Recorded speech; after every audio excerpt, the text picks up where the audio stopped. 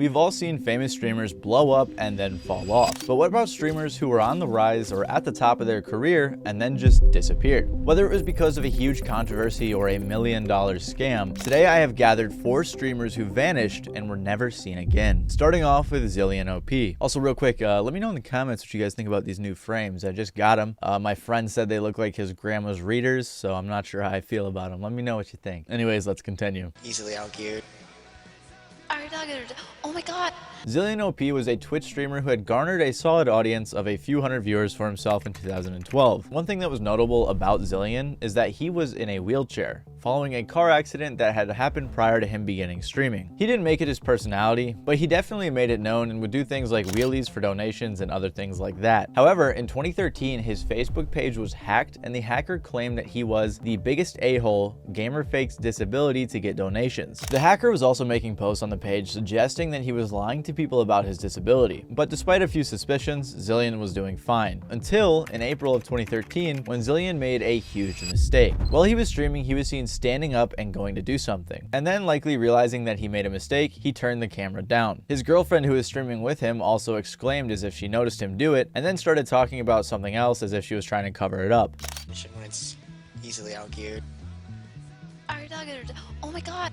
We took our dog, like to the fish shop today because the dog loves just like going out and meeting new people. We constantly have to take him to like be introduced to new like random people and stuff, so he hangs out at fish shops and stuff because like we love talking to the people there anyways.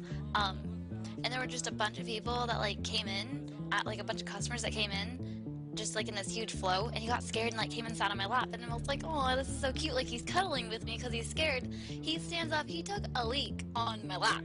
In the Twitch chat, he can be seen saying that he just fell over and spilled water, then said he was ending the stream, which obviously looks like a cover-up as it seems he was able to stand up just fine. This was also quickly posted to Reddit and then clipped and shared to YouTube in a video titled ZilianOP performs a miracle, wheel in, walk out. The comments were full of people mocking Zilian, saying things like, wow, what a stand-up guy, it's a shame he walked away from streaming, and things along those lines. People had pointed out that before this, Zilian had demonstrated some dishonest behavior by doing things like hacking while he was streaming. Following this, his Facebook page was hacked again with the hacker saying, you deserve everything you have coming to you, Zilian. I do hope you put those legs to use and get a real job. You owe a lot of people money now. Then Zilian's Twitch page was terminated, and other than a video popping up of him standing around that time, Zilian straight up disappeared from the internet. At this point, many people just assumed that Zilian was just using his disability to get donations from sympathetic viewers, and he was viewed as both a fraud and a joke to everyone on the internet. I guess this Zilian example does somewhat contradict the title though, as 7 years later he returned to Twitch under a different username, itsblooish. For a little he was able to go under the radar until someone called him out on Reddit exposing him. After getting exposed on Reddit, he addressed the situation on a stream. He admitted to being Zilian, but claimed that the accusations were all very sensationalized. On this stream he said that when he started streaming he was in a wheelchair, and he had been for a while. So while he was streaming he was still in the process of recovering. However, his new Twitch account still got banned after this stream. After this all happened, he did an interview with wavywebsurf on a video with over 1.3 million views. He explained his side of the story, saying he was truly in a wheelchair previously and showed proof. On top of that, he said in the clip he stood up in, he was in physical therapy and was making progress, claiming he was able to walk short distances but still needed a wheelchair overall. Zilian said that his biggest mistake was being quiet about his progress with physical therapy and being silent after the stream incident. The video is 50 minutes long, with a very large portion of that being the interview where Zilian is just clearing everything up, and judging by the comments, people seem to accept his story, with a lot of people feeling bad that his situation was so blown out of proportion. Nowadays though, it seems like he disappeared again, with his last tweet being in 2022, and it doesn't look like he streams anymore either. To the people that care about me, the people that love me,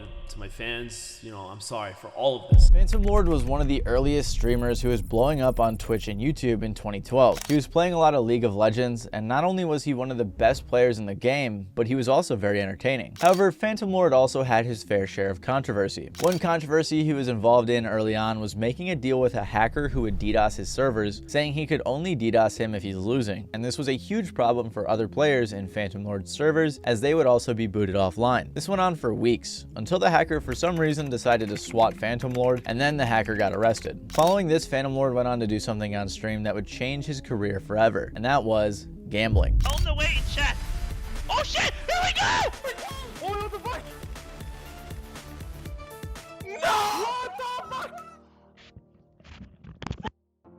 Congrats, dude.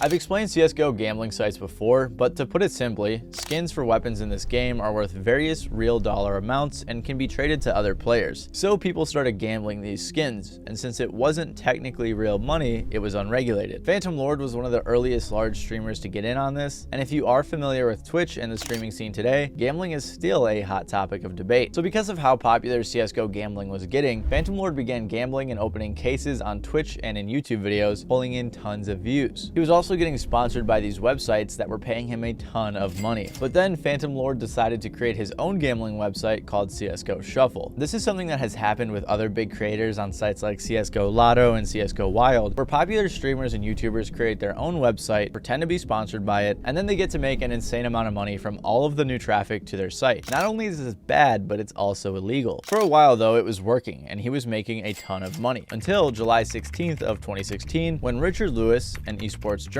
released a video of his investigation into phantomlord and CSGO Shuffle. He was sent a ton of messages from an anonymous hacker who had gotten into phantomlord's chat logs. He got the logs between phantomlord and one of the developers on the website, and long story short, phantomlord got caught rigging the site. We're now going to present the choicest, the most incriminating exchanges that heavily imply wrongdoing on the part of phantomlord.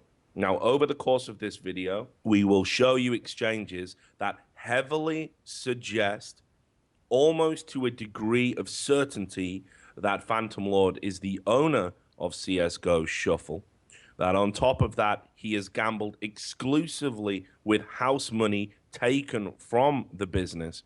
That he has also held meeting with other betting sites to discuss methodology, and also that he has asked Joris, the site coder, for percentages of rolls to increase his outcomes of winning and or losing, as he wants to do appropriately for his own personal gain. Then after Richard Lewis's video went live, his Twitch account was banned. Following this, people began to, understandably so, hate phantomlord. His numbers dropped significantly, he was losing subscribers, and his streaming career was being destroyed. He sort of apologized and then just went straight back to streaming, but on YouTube this time. But things took a surprising turn when in 2018 he filed a lawsuit against Twitch, suing them for significant monetary damage since he wasn't able to stream. He also said in the lawsuit that Twitch didn't give him written notice of violations or the contracted 30-day period to address them. Initially, he was suing Twitch for $100 million.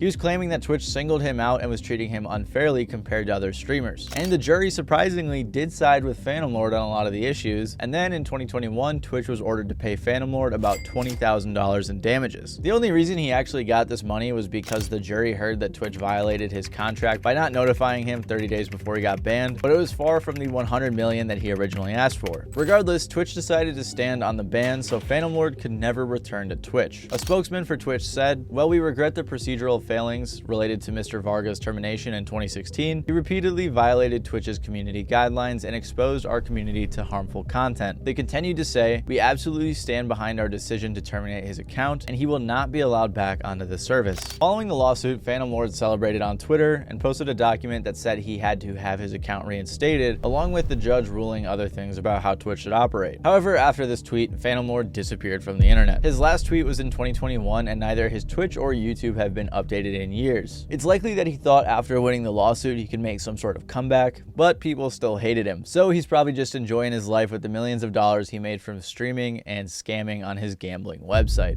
Please do not do that. You are not our fan. You're not on our side. Rich Campbell was a gamer who worked at MLG and eventually became a caster for gaming tournaments. He was casting for games like World of Warcraft and Call of Duty. He also started a podcast about World of Warcraft called Allcast. An up-and-coming streamer at the time named asmongold became a regular member of his podcast, and Rich was growing as both a caster and a podcaster. Rich Campbell became a huge caster, hosting events and working regularly with Blizzard, commentating all of their World of Warcraft events. However, he did eventually get fired for critiquing World of Warcraft too much, so he began to start streaming much more than he was casting. So then Rich moved out out to Austin, Texas to live by his friends asmongold and sfan. Then in October of 2020, him, asmongold, sfan, mizkif, and tips out created the gaming organization OTK. OTK would go on to become a huge gaming organization with an impressive roster of streamers and content creators like Bruce Dropamoff, Jay Schlatt, Emiru, and more. Their YouTube channel has grown to over 600,000 subscribers, and at one point they were one of the biggest gaming organizations on the internet. However, one thing that was kind of strange about Rich is how his friends would talk about how he liked to pick up girls. It seemed like he was kind of known for it, and he was also known for dating the adult film star Mia Malkova. But then everything changed on December 16th of 2022 when a Twitch streamer named Azalea Lexi accused Rich of SA in a twitlonger. In the twitlonger, she said, "Rich and I had a very up and down, on and off friendship and relationship for 4 years." She detailed her experience with him over the years, how he was both manipulative and a liar. She then went on to say that one night he invited her to his hotel, and she expressed that she wasn't interested in doing anything other than hanging out with him. But then she claimed after they watched a movie at a theater and went back to his hotel room that he raped her. I'm not going to read the whole thing in detail, but if you want to read the whole thing, it will be in my source doc. She also posted her text prior to the event and following the event, which really correlated with her story. Rich was actually live on Twitch casting a World of Warcraft stream, and viewers noticed he was checking his phone a lot and at one point took off his headset in a look of shock. No one else on the stream knew what happened, but looking back, it's pretty obvious that this was his reaction to the allegations. He immediately faced a ton of backlash, with his fellow members of OTK speaking out. asmongold, his close friend and associate, said that he had Rich resign immediately following the allegations. He posted an 11-minute video where he talked about his thoughts on the situation. You are not on our team. You are not helping us. You are not doing us any favors or doing anyone any favors by calling a girl that comes out and tells this kind of a story a liar. I read a lot of the comments on Twitter, etc. And I saw a lot of people that were saying that it wasn't true, that she's making everything up. Please do not do that. This is, you are not our fan. You're not on our side. We are on their side. Rich quickly posted his last tweet ever to Twitter. His final tweet reads, "I have read the statements made against me today. I will share my side of the story, but need some time to collect my thoughts. OTK has requested that I resign from my position, and I have agreed. I will make an update soon." But he didn't make an update. In fact, that was the last that anyone has ever heard of Rich. An article from Dexerto says fans are speculating, since everyone in Rich's camp has been quiet, that there is some sort of ongoing lawsuit, which is definitely possible. Other people think that the silence is an admission of guilt, which also is possible. The story accompanied with the text messages, along with Rich being fired from OTK, really made most people think that Rich was guilty. Even asmongold in his video encouraged legal action and said that he would comply to the best of his ability, which makes me think that if his best friend wanted to help out in this way, he must believe that Rich had some sort of capacity to do something like this. Regardless though, no one knows what happened to Rich, and following that tweet, he disappeared from the internet. None of his OTK friends have said anything about him since, and it doesn't seem likely that he will ever come back. Having a good time, bro. Like, just seeing that the chat keeps freezing on my Streamlabs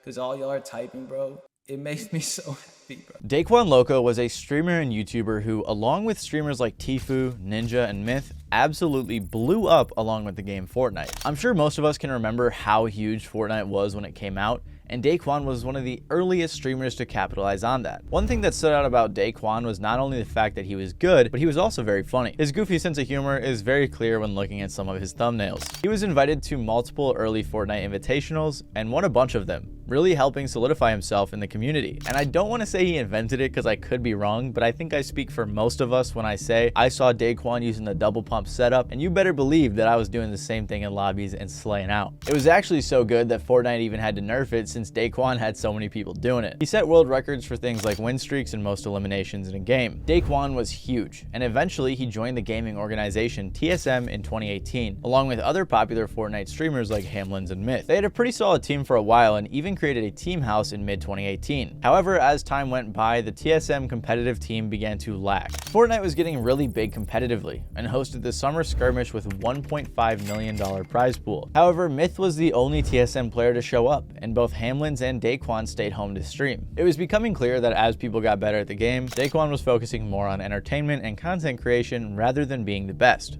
I started to dislike Fortnite once I started playing pro. You know, it just wasn't fun after the initial 3 months or so of pro play.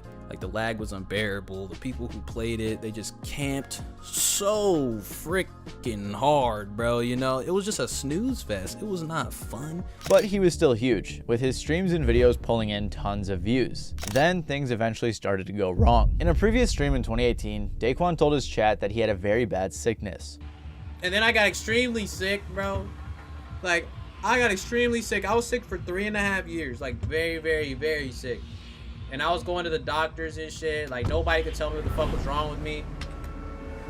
And it was really bad. He went on to say that he had to quit his job, he couldn't work out or hang out with his friends. He said he was bedridden and could hardly eat. He then said that after having the sickness for years, he got really depressed, understandably so, as he was just stuck in his room. Daequan even said that during his sickness, he had his first lung collapse, which landed him in the hospital for a month. And this wasn't his only lung collapse, as he would eventually have 3 more. He talked about this in 2018 and said that he was better for the most part, but on occasion, he would still get stomach issues, and they never even figured out what it was. In 2019, Daequan took a brief hiatus, saying that he was having stomach problems again, and later said that his spine was misaligned. He did eventually come back though, later in the year, and explained everything that happened. In late 2019, he stated that his girlfriend had life-threatening health issues, and that it was destroying his mental state, which again is understandable. Shortly after that, he posted a twit longer explaining that he lost some friends to violence, lost both of his grandmas, one of his grandpas, and 2 of his aunts. He also talked about his girlfriend's situation, and how all of this bad stuff had happened in the span of about a year. It was a terrible situation. I can't imagine going through all of that in a year, but it did help people understand why he wasn't active. He said he was disappointed with how much he posted and wanted to take back over in 2020. He also covered all this in much more detail in a 20-minute commentary video titled Where I Have Been. So like I said, Daequan said he planned to go hard with the content in 2020, but that didn't happen. He posted 2 YouTube videos in 2020, streamed a few times, tweeted a few times, and that was that. Afterwards, Daequan just vanished, leaving many fans wondering if his health issues had caught up to him again or if something else had happened. He was gone for 8 months, came back to say he was feeling better than ever, and again disappeared. But then in August of 2021, both him and Hamlin's returned and joined the organization NRG. They created a gaming house together and seemingly were coming back to content creation and streaming. Daequan said, "The house tour video is only the beginning. We got so much coming. Thank you for the patience." But again, after a few streams and videos, he was gone. He came back to YouTube in January of 2022 and posted his final video explaining what happened with his streaming house, NRG, and everything else. One of the main things he said was that the internet in the house he got was terrible. He said he couldn't stream with all the other people in the house and that a lot of other things in the house didn't work. On the surface, it sounds like a silly excuse, but if you've ever been playing a game and your mom's watching Netflix, you know how bad you lag. So imagine that with 8 other people streaming. He also said that Hamlin's section of the house didn't even have electricity. I literally stream for fun